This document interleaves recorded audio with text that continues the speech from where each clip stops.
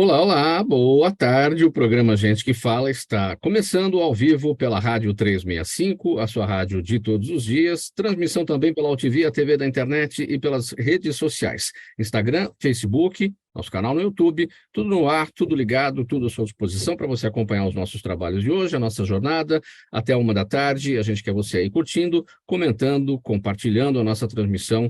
Participe também, interaja pelo WhatsApp 973350038 é o número. De novo, 973350038. Pelo WhatsApp você faz perguntas aqui aos nossos entrevistados de hoje. 12:01, pessoal, eu sou o Mauro Friesman, é quinta-feira, você conhece o nosso espaço por aqui, sempre para gente do MPD que Fala, parceria nossa com o Movimento do Ministério Público Democrático, o apoio da Câmara Brasileira de Diagnóstico Laboratorial e do escritório Nasser Rajab Advogados Associados. Vamos conhecer então os nossos convidados de hoje. E o Dr. Carlos Eduardo Gouveia, presidente executivo da CBDL, a Câmara Brasileira de Diagnóstico Laboratorial, uma das apoiadoras aqui do programa Gente do MPD que Fala todas as quintas-feiras. Doutor Gouveia, tudo bem? Bem-vindo. Muito obrigado, Mauro. Sempre um prazer estar aqui, principalmente muito bem acompanhado pelos colegas de mesa redonda inexistente aqui virtual. Prazer. Vamos lá, 12:04, nosso primeiro assunto de hoje. Finalmente, o Instituto Brasileiro de Geografia e Estatística divulgou ontem os primeiros resultados do novo censo demográfico. Os dados mostram que o Brasil tem mais de 203 milhões de habitantes. O aumento populacional foi menor que o esperado. O IBGE revelou que 44,8% dos 5.570 municípios brasileiros tem até 10 mil habitantes, o que representa apenas 6,3% da população total. E, por outro lado, 115.640.000 brasileiros, ou seja, quase 56% do total da população, residem em apenas 319 municípios. Tem muitos dados, né, para serem analisados, muita coisa ainda para ser divulgada pelo IBGE. Doutor Gouveia, vamos repercutir pelo aspecto da saúde. Menos gente nascendo, mas a expectativa de vida aumentando, as pessoas vivendo mais, enfrentando mais problemas de saúde, em razão, muitas vezes, da falta de acesso. Quais são os desafios? Bom, Mauro, na verdade, tem algumas questões que talvez nós até soubéssemos, mas não prestávamos atenção. O número de nascidos vivos tem diminuído. Eu me lembro, talvez uns 15, 20 anos, a gente falava em 3 milhões de nascimentos no Brasil, né? E era um número, assim, cabalístico, era um número que a gente considerava para várias decisões, inclusive de saúde pública. Programa de triagem neonatal, por exemplo. Aliás, ontem foi o dia de homenagem à fenilcetonúria, que é uma das doenças detectadas no teste do pezinho, dia 28 de junho. É muito importante esse teste, porque ele, em 48 horas, pode verificar se uma criança tem ou não essa doença, que é uma doença genética, um erro inato do metabolismo, e caso tenha, a pessoa pode até ter uma vida normal, desde que diagnosticada precocemente, e aí vai ter acesso a uma terapia adequada, com a isenção daquele aminoácido que ele não metaboliza. Mas, considerando, a gente tinha, então, um decréscimo do número de nascimentos, então, de 3 milhões, hoje a gente fala em 2.600.000, já é um fato. Outra informação importante, e aí, diferentemente do que você apontou, a gente, de fato, tinha um aumento da expectativa de vida até antes do Covid. Por ocasião do Covid, houve um estudo do IPEA mostrando que de 2019 para agora, 2022, houve uma queda de 4,4 anos na expectativa de vida. Ou seja, o brasileiro saiu de 76,6 para 72,2 anos de expectativa média de vida. E por que muitas pessoas em idade produtiva, ainda jovens adultos, acabaram morrendo por conta da pandemia? Foi, de fato, um golpe muito duro na questão aqui da população brasileira. Muitos casais deixaram de ter seus filhos, ou, na verdade, postergaram a ideia de gravidez, e isso, obviamente, vai trazer um custo enorme para a Previdência, que é uma discussão, e aí acho que vale a pena até a reflexão que o doutor Júlio Marcelo trouxe.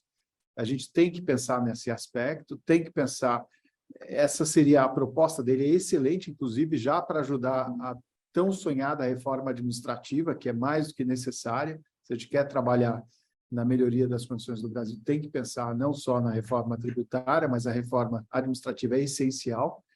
E aqui eu acho que tem vários outros aspectos. A questão das doenças crônicas não transmissíveis que ficaram, de fato, relegadas ao esquecimento, a um segundo plano. Então, como você trouxe na sua questão, a gente tem sim um impacto em saúde pública muito grande, com aquilo que deixou de ser monitorado, com aquilo que deixou de ser verificado.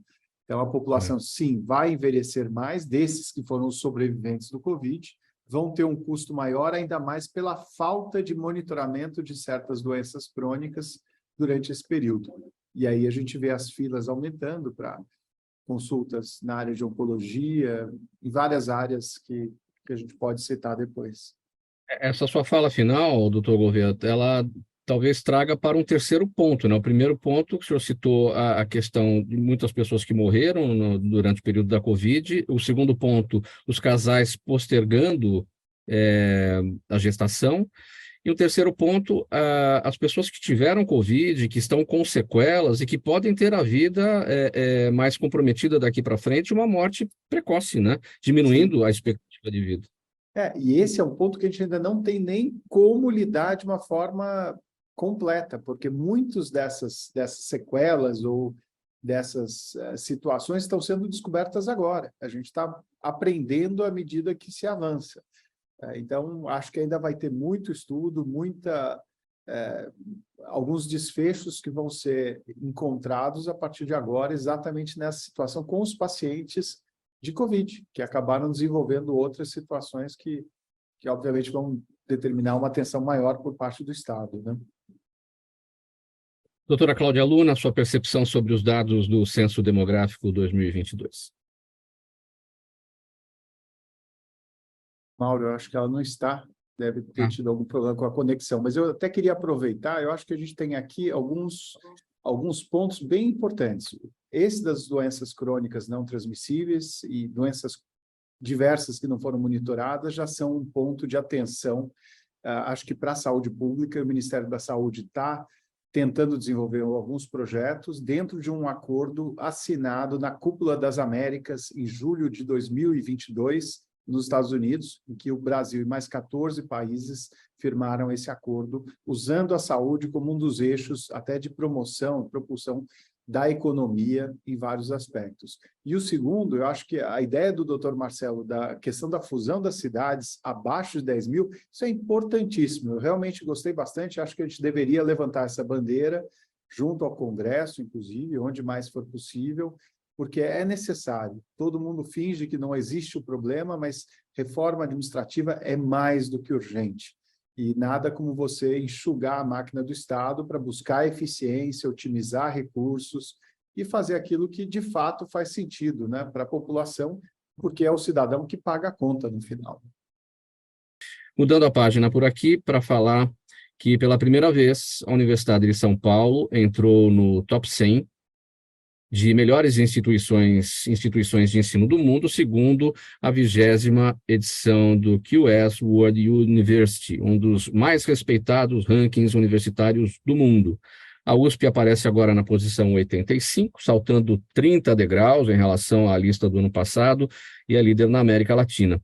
O bom desempenho é explicado pelo aumento na empregabilidade dos ex-alunos e pela melhora na reputação internacional da instituição.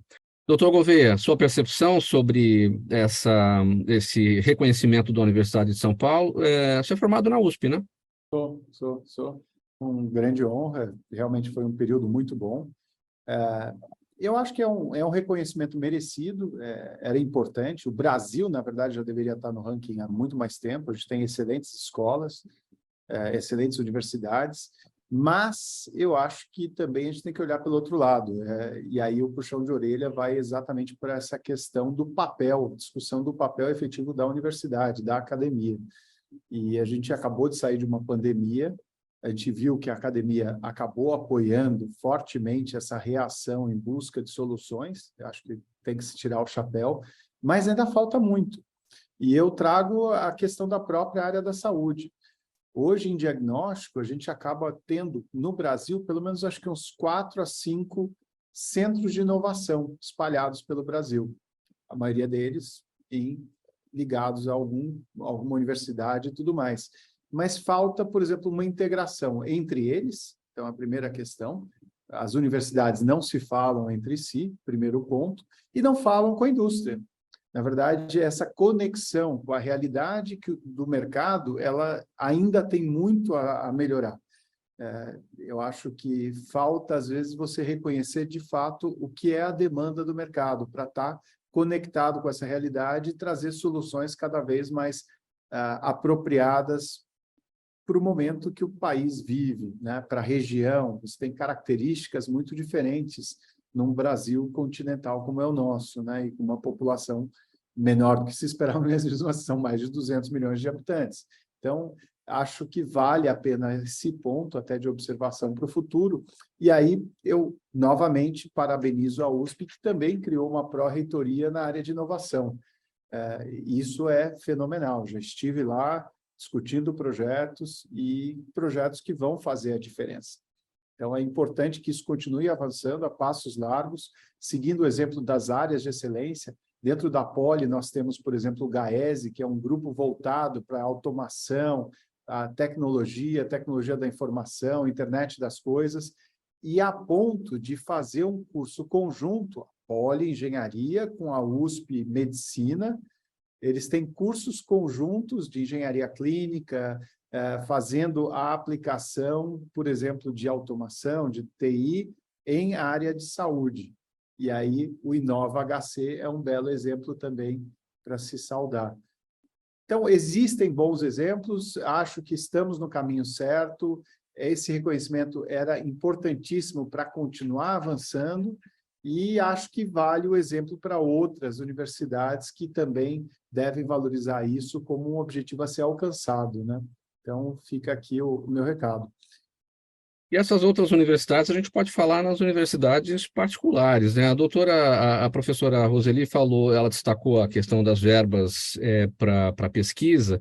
A gente sabe que essas verbas são a fundo perdido e a universidade privada não faz justamente porque o objetivo é o contrário, é o lucro, né? Não é colocar dinheiro em pesquisa. Existe algum trabalho de interlocução entre vocês, da CBDL, com a universidade particular, nesse sentido, para elaboração de pesquisas? Sim, aí eu cito, por exemplo, o caso da FGV, que tem um centro de excelência na área de saúde.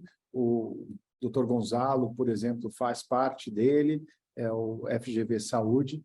A professora Ana Maria Malik, hoje o Adriano Massuda, que fez parte do governo passado e também excelente produção científica. Esse é um exemplo de faculdade privada com alguns trabalhos fenomenais, com uma preocupação crescente para estar conectado com a realidade do país, um olhar para o programa de saúde pública, e assim existem outras. Porém, e aí, Mauro, eu trago o outro lado da moeda. Existem muitas faculdades de medicina que sequer têm um hospital-escola à disposição e que não têm uma preocupação tão grande com a qualidade do ensino dado e vão despejando formandos no mercado. E aí, gente que não tem, às vezes, sequer condição de atender um paciente básico, né? Então, existe uma preocupação não só com pesquisa, que tem que continuar aprimorando, cada vez mais conectada com a realidade e necessidade, mas existe outra questão, que é a questão curricular mesmo. Será que a gente está atendendo à necessidade? Será que a gente vai formar pessoas preparadas para esse novo momento que a gente está vivendo? Então, essa discussão, eu sei que a Associação Médica Brasileira está levando bem a sério e questionando, inclusive, muitas dessas faculdades que surgiram.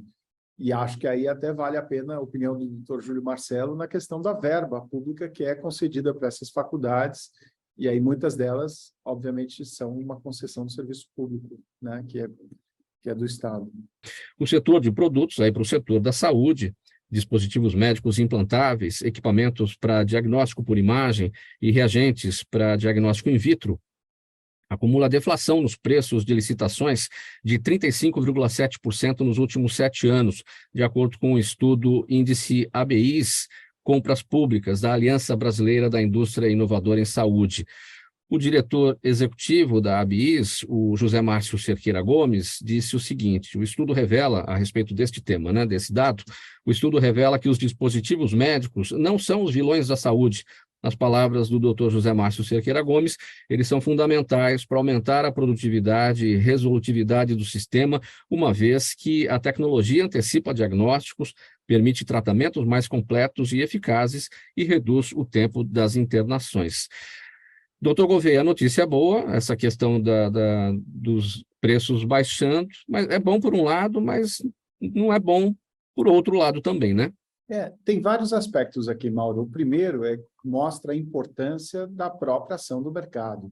A partir do momento que você permite e cria, né, mecanismos para evitar barreiras não tarifárias ou barreiras para a entrada de novos produtos ou mesmo desenvolver de tecnologias, você permite uma maior concorrência. Tendo concorrência, obviamente, o ajuste acaba acontecendo, como a gente viu. Esse é o primeiro aspecto. A área de dispositivos médicos, incluindo o diagnóstico, ela tem tido um grande avanço, seja pela própria agilidade da Anvisa, que melhorou muito os seus processos internamente. Hoje, a gente já consegue ter um alinhamento com as tecnologias do mundo inteiro. Então, produtos que são lançados no mercado americano, norte-americano, mercado europeu, asiático, eles podem estar aqui no Brasil praticamente de forma simultânea, inclusive através de um mecanismo que é um dossiê único de registro ou inspeções conjuntas para boas práticas de fabricação, emissão de certificados da Anvisa com outras autoridades regulatórias, graças ao mecanismo criado pelo International Medical Device Regulators Forum, que é um fórum dos grandes reguladores, e a Anvisa é uma das fundadoras desse fórum. Então, a questão regulatória, hoje você já fala de convergência, você fala do Reliance, que acaba permitindo. Isso por um lado. Outro lado é a melhoria da discussão sobre incorporação, tanto no SUS quanto na ANS. No SUS, existe um mecanismo dentro do Ministério coordenado pela Conitec, que é uma área com vários especialistas do próprio Ministério, experts de outros lugares, inclusive da Anvisa e outros ministérios, e que avaliam a tecnologia da saúde. São processos que verificam custo-efetividade, questão da melhoria da qualidade de vida, se aquela tecnologia nova vai se complementar a outras existentes, se ela vai ser substitutiva, tudo isso é levado em consideração. Até agora era feito sob o viés de farma, as pessoas que faziam parte desse grupo tinham uma tendência de exigir estudos muito parecidos com os de medicamentos, quando o setor é totalmente diferente. E foi criada recentemente uma subsecretaria de dispositivos médicos e diagnóstico, que vai fazer uma análise muito mais apropriada para isso. Então, a expectativa é que a gente comece a ter produtos incorporados no SUS mais adequados às nossas atuais demandas. E aí eu cito um exemplo. Até então era um teste para uma doença. Hoje você já tem testes que a gente chama de multiplex ou painéis na área de genômica, que, por exemplo, para um câncer, ele pode verificar não um gene, mas sim 5, 10, 20, 500 genes ao mesmo tempo. Então, um processo com 500 informações importantes. Obviamente, não estou dizendo que a pessoa vai ter 500 mutações, não é isso, mas ele pode achar múltiplas mutações. E isso vai ser essencial para saber qual é o medicamento que ele vai reagir de forma positiva, que ele vai ter uma aceitação adequada. Então, para saúde pública, isso é fundamental, e o Brasil está melhorando. E, por fim, o último ponto é para combater um estigma, na verdade, acaba sendo uma impressão que muitos têm de que a nova tecnologia, principalmente nessa área de dispositivos médicos e diagnóstico, é o vilão dos planos de saúde. É ele que causa a inflação médica. Isso muito se falou até agora. E não, pelo contrário, esse estudo da ABIS, ele mostra exatamente isso. Ele está disponível no site, é www.abiis.org.br, e ali as pessoas podem ver. Houve, de fato, deflação, então ele não é o responsável pelo aumento dos custos, há uma série de outras razões para isso. E agora, nós todos que dependemos da saúde suplementar, vamos perceber que, de fato, o vilão é outro, não é essa. E a gente já está vendo, para os planos particulares, 10% de aumento no ano, e para os planos empresariais, estão falando em 24% ou até mais do que isso, 24% ou mais. Então, acho que esse vai ser um tema até para outras conversas também, viu, Mauro? Bem objetivamente, então, ou 10% ou 24% de reajuste, dependendo do tipo de plano. Mas quem são os vilões, então, desses aumentos? Aí existe desde tudo, existe fraude, que muito se fala hoje, e a fraude ela pode ser dentro dos hospitais, pelo corpo clínico ou até pelo próprio segurado. Tá? Então, existe fraude de todo tamanho de valor. Muitas empresas tiveram demissões em massa recentemente por grandes esquemas organizados de reembolso de despesas médicas. Ou seja, foram criadas empresas que faziam acordo com alguns planos de saúde e, por sua vez, várias pessoas foram pleiteando, como se fossem funcionários pleiteando reembolso. A história é grande, e aí empresas de grande porte conhecidas, que tomaram a decisão de, assim que detectaram, cortaram. E existem aquelas fraudes também pequenas, a pessoa faz uma cirurgia estética e lança, em conluio com o próprio médico, como se fosse um outro código, um outro CID, para ter o reembolso. Tá? E aí, para citar algumas. Então, o Instituto Ética à Saúde, nesse sentido, tem feito um trabalho junto com as associações do setor, FenaSaúde, Abrange, Unidas, até para conscientizar sobre o papel de cada um. Na verdade, esse tipo de levar vantagem não dá certo. Na verdade, o custo volta, a pessoa acaba pagando mais. E, de fato, por fim, existem ainda procedimentos que são feitos de forma totalmente equivocada, desnecessários, que também trazem um custo adicional e que impactam o sistema como um todo. Então, tem vários vilões, viu, Mauro? Faltando 15 minutos para 1 da tarde. Vamos mudar a página por aqui. Programa Gente que Fala no ar.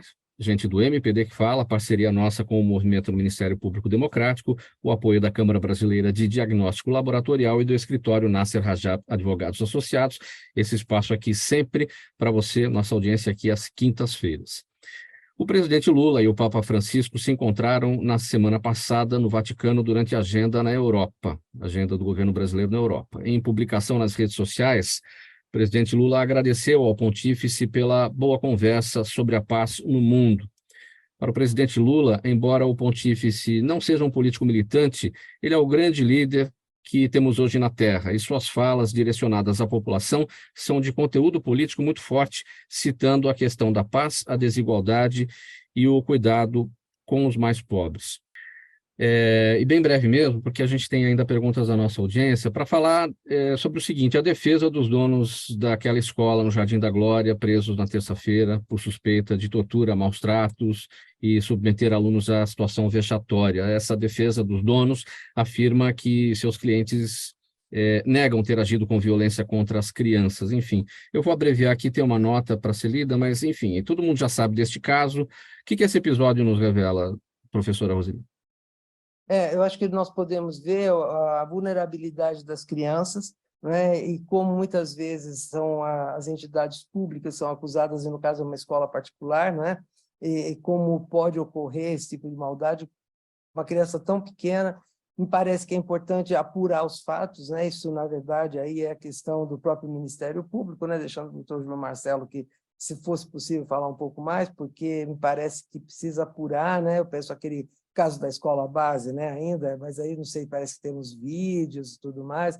De toda forma, as crianças têm que ser protegidas de toda maldade, de todos os maus tratos, né? Elas precisam ser realmente cuidadas e não é possível, né? Não importa, eu estou tentando argumentar em relação à tortura, etc., mas é inaceitável que crianças, 1 ano e meio, sabe, quer dizer, a maior vulnerabilidade possível, né, sofram esse tipo de situação que nós vimos aí ser exposta, pelo menos no noticiário.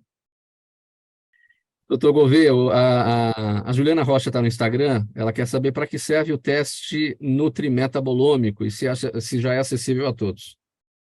Já é uma excelente pergunta. Dentro dos avanços tecnológicos na área de diagnóstico, a metabolômica é uma das áreas que tem despontado. A área de nutrição fundida à metabolômica, ela consegue indicar exatamente quais são os desequilíbrios que a pessoa tem naquele momento. E aí dá uma indicação preditiva, graças ao quê? Grande base de dados que existem da população, consegue indicar com precisão quais seriam os problemas possíveis, potenciais para aquela pessoa, de tal forma que ela consegue se antecipar e mudar. Hábitos nutricionais, hábitos de práticas esportivas, hábitos de vida, tentando mudar esse curso. Tá? Exemplo de doenças podem ser desde um câncer de cólon, Alzheimer, tem várias situações. E muitas vezes você consegue exatamente pelo nutrimetabolômica, que é um teste que pode ser feito com saliva ou outros fluidos também. Vamos colocar um ponto final nessa edição do Gente que Fala de hoje, nosso tempo de fato aqui esgotado, gente do MPD que Fala, a parceria nossa com o Movimento Ministério Público Democrático, o apoio da Câmara Brasileira de Diagnóstico Laboratorial e do escritório Nasser Rajab Advogados Associados. O agradecimento a todos os participantes. Chegando aqui na programação da 365 agora, o Lucas Neto, ele vem com o programa O Melhor para a Melhor Idade. Um programa para você, Lucas, uma boa tarde para todos e a gente se vê amanhã. Um abraço, tchau.